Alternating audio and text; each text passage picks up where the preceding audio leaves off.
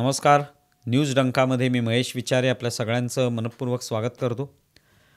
मित्रांनो, संपूर्ण देशभरामध्ये सध्या गणेशोत्सवाचं वातावरण आहे. त्यामुळे अर्थातच घराघरामध्ये गणपतीची प्रतिष्ठापना झालेली आहे आणि एक उत्साहाचं वातावरण प्रत्येक ठिकाणी दिसून येतं.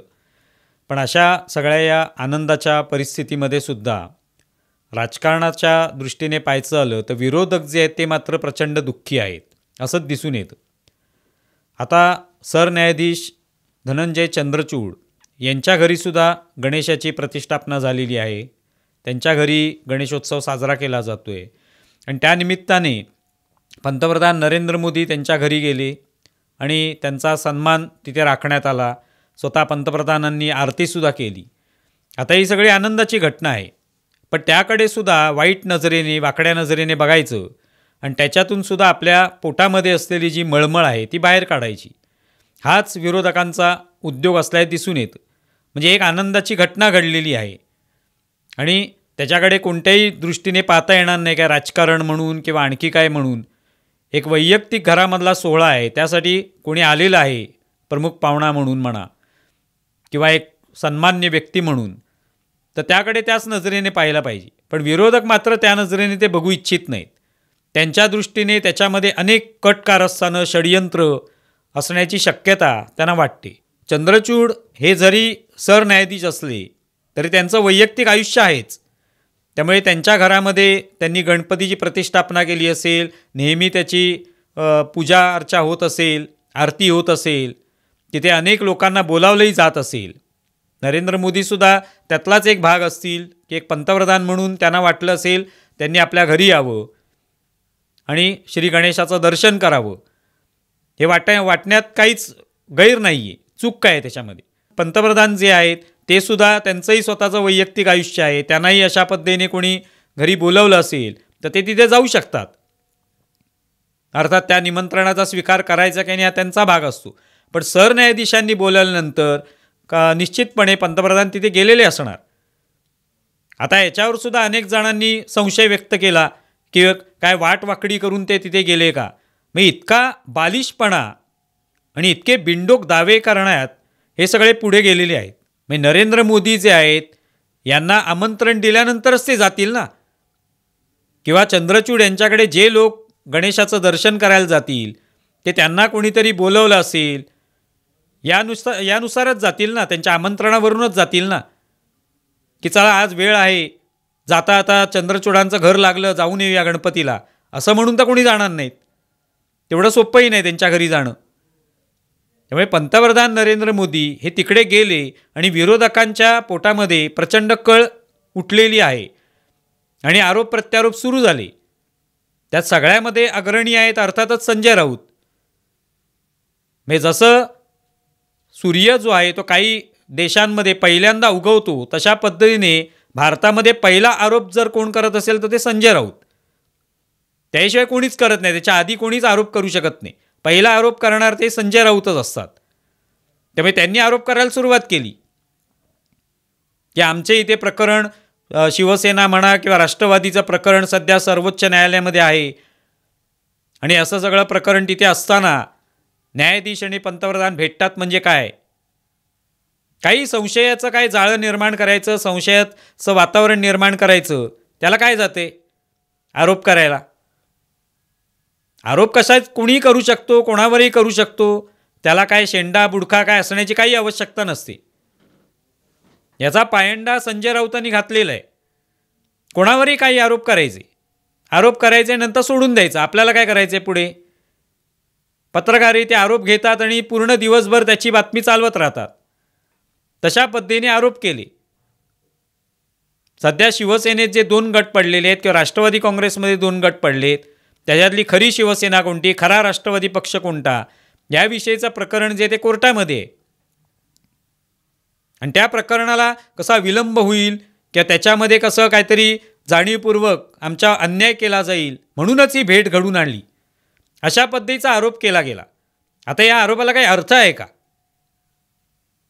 मी आरोप करायला हरकत नाही, पण त्याच्यामधनं आरोप करणारा बिनडोक ठरू लागला तर मग त्याने विचार करायला पाहिजे त्याचा की आपण काय आरोप करतोय. या आरोपाला काहीच अर्थ नाही. मुळातच पंतप्रधान आणि सरन्यायाधीश हे असं काहीतरी करण्यासाठी भेटतील आरतीच्या निमित्ताने, हे किती हास्यास्पद ठरतं अशा पद्धतीचा आरोप करणं.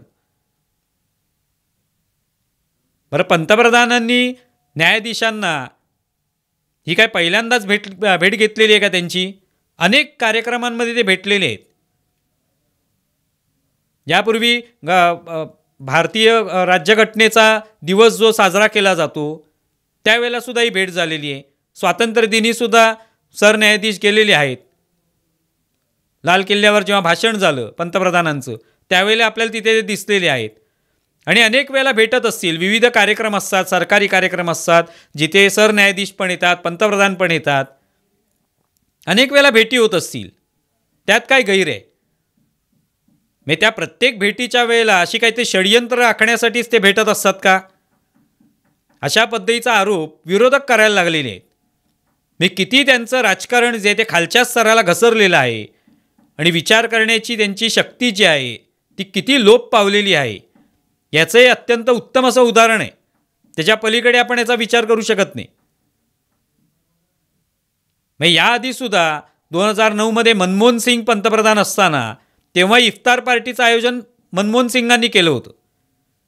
आणि त्यावेळेला तत्कालीन जे सरन्यायाधीश होते बालकृष्णन ते उपस्थित होते. त्याचे फोटो आता त्या ठिकाणी दाखवले जात आहेत की बघा त्यावेळेला इफ्तार पार्टीचं आयोजन केलं, सरन्यायाधीश आले होते. मग तिथे काय कट कारस्थान केलं होतं का मनमोहन सिंग आणि बालकृष्णन यांनी मिळून? असं म्हणता येईल का?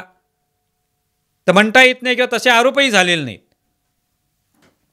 पण आत्ताचे विरोधक हे इतके हतबल झालेले आहेत की आपल्याला आता काहीच आपल्याकडून काय होण्यातलं नाही आहे. आपल्यामध्ये कोणतीही ताकद नाही आहे, ना निवडणूक जिंकण्याची, ना मोदींना पराभूत करण्याची, ना मोदींच्या पलीकडे काय विचार करण्याची. त्यामुळे काही घडलं, मोदी कुठेही दिसले की पहिले आरोप करायला सुरुवात करायची.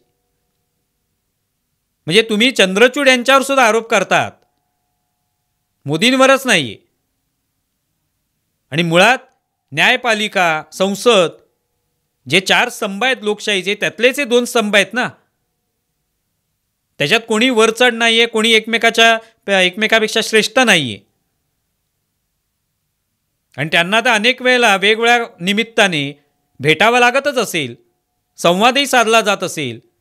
कधी कायद्यासंदर्भातल्या काही गोष्टी असतील त्याविषयी पंतप्रधान कार्यालयाकडून संवाद साधला जात असेल, कदाचित विचारलं जात असेल, इतर वेळेलाही त्यांची भेट होत असेल. पण या लगेच आरती केल्यानंतर सगळं कसं आता वाईटच चालू झालं, लोकशाहीच संपली, लोकशाहीची हत्या झाली, इथपर्यंत जाऊन पोचलेले आहेत विरोधक. आता याच्यामधले काही विचारवंत पण पुढे आले. ते स्वतःला विचारवंत म्हणतात. ते कशासाठी त्यांना विचारवंत म्हणायचंय याचं काही नेमकं कारण कळत नाही. विश्वंभर चौधरी याच्यावर बोलले की अशा पद्धतीने भेट झाली आरतीच्या निमित्ताने, आणि त्याच वेळेला ती आरतीच्या निमित्ताने भेट झाली आणि त्या सगळ्या प्रकरणाची, शिवसेना राष्ट्रवादीचं जे प्रकरण, खटला जो सुरू आहे त्याची तारीख 1 महिना पुढे ढकलली गेली. म्हणजे बघा विचार करण्याची काय पातळी आहे यांची, कोणत्या स्तरापर्यंत विचार करू शकतात. तो वरचा स्तर नाही आहे, खालचा स्तर आहे हा. जितकं खालच्या स्तराला जाऊन विचार करता येईल त्यातला हा एक स्तर आहे की आरतीला भेटले म्हणजेच तारीख जी आहे ती लांबणीवर टाकण्यात आली केसची. आणि आता सर्वोच्च न्यायालयाचा म्हणजे लोकांना ते आवाहन करतात विश्वंभर चौधरी की लोकांनी आता या ठिकाणी कोर्टाचा वगैरे विचार बाजूला सोडून द्यावा, आता सगळी सूत्र हातात घ्यावीत आणि या भाजपला अशा पद्धतीने पराभूत करा की ते विरोधी पक्षसुद्धा होता कामा नयेत. हा यांचा विचार करण्याची पद्धत आहे यांची, आणि यांना स्वतःला विचारवंत म्हणवतात. तसंही पाहिलं तर यांचा न्यायालयावर कधी विश्वास नव्हता, विशेषतः 2014 नंतर त्यांचा कशावरच विश्वास उरलेला नाही. त्यांचा लोकशाहीवर विश्वास नाही, त्यांचा न्यायसंस्थेवर विश्वास नाही, त्यांचा संसदेवर विश्वास नाही, कारण तिथे मोदी आहेत. जोपर्यंत मोदी दिसत आहे तोपर्यंत कशावर विश्वास ठेवायचा नाही. ते स्वतःवर तरी विश्वास ठेवतात की नाही माहीत नाही. मी कदाचित सकाळी उठून स्वतःला चिमटे काढत असतील की आपण तेच आहोत का. इतका त्यांचा विश्वास जो आहे तो सगळ्यावरचा उडालेला आहे. आणि त्यातून हे असले बाष्कळ आरोप, बिनबुडाचे आरोप, बिनडोक आरोप हे सगळे केले जाऊ लागलेले आहेत. हे कोणी कोणाकडे जायचं नाही. म्हणजे नरेंद्र मोदी उद्या मतदारांना म्हणजे लोकांना जरी भेटले रस्त्यावरच्या, हात मिळवला कोणाशी, तर मग त्याच्यातही संशय घेतला जाईल की याच्याकडून मत हवं असेल म्हणून त्याला भेटले असतील. मी इतके हास्यास्पद होऊ लागलेले आहेत सगळे विरोधक. तसंही संजय राऊत यांनी यापूर्वी सुद्धा न्यायालयावर आपला विश्वास नाही हे सांगितलेलं आहे. हे सगळं भाजपाला दिलासा देणारं न्यायालय आहे असं ते 2014 पासून कायम म्हणतातच आहेत. पण मग आता काय, हे जे सगळं प्रकरण आहे याच्यातून त्यामुळे केले गेलेले आरोप जे आहेत ते वेगळे नाही आहेत. यात सगळ्या निराशेतून की आपल्या हाती आता काही राहिलेलं नाही, आपल्याला ना निवडून येता येणार आहे, मग काहीतरी आरोप करा. जसं त्यांनी आता हे जे बावनकुळेंच्या मुलाचं प्रकरण होतं त्या प्रकरणात काहीतरी आरोप करायचे म्हणून बीफ कटलेट खाल्लं, आरोप केले, पुढे सगळे खोटे ठरले, त्याविषयी काय माफी मागितली नाही, काय नाही. कोणतरी 2 जण तिकडे नेरळला मारामारी करताना दिसले, त्यातला एक जण हा कुठल्या तरी भाजपच्या मंत्र्याचा बॉडीगार्ड होता, ठोकून दिली थाप. चालू आहे बातम्या त्याच्यावर. नंतर कळलं तो बॉडीगार्डच नव्हता. मी असल्या पद्धतीचे विरोधक आता बनलेले आहेत. आपण काय बोलतो आहोत, काय सांगतो आहोत लोकांना, निदान लोकांचा विश्वास बसेल असे तरी आरोप केले पाहिजेत. त्यात तथ्य असलं पाहिजे, तर लोकांचा विश्वास बसेल, तर लोक काहीतरी सरकारमध्ये खरोखरच काहीतरी चुकीचं सरकारकडून घडलंय याविषयी लोकांना वाटेल. पण विरोधकांनी ठरवलेलं आहे की आपण बिनबुडाचे आरोप करायचे आणि आपल्यावरचाच लोकांचा विश्वास जो आहे तो घालवून टाकायचा. आणि त्यातून हे सगळं प्रकरण घडलेलं आहे. त्या चंद्रचूडांकडे नरेंद्र मोदी आरतीला गेले आणि त्यातून हे सगळे विरोधक जे आहेत ते बेचैन झालेले आहेत. पोटदुखी जी आहे ती प्रचंड वाढलेली आहे. त्याचं जे सगळं उदाहरण जे आहे ते आपल्याला पाहायला मिळते. तुम्हाला या संदर्भात काय वाटतंय जरूर कळवा. आमचा व्हिडिओ जास्तीत जास्त लाईक करा, शेअर करा आणि आमचं यूट्यूब चॅनल सबस्क्राईब करा. धन्यवाद.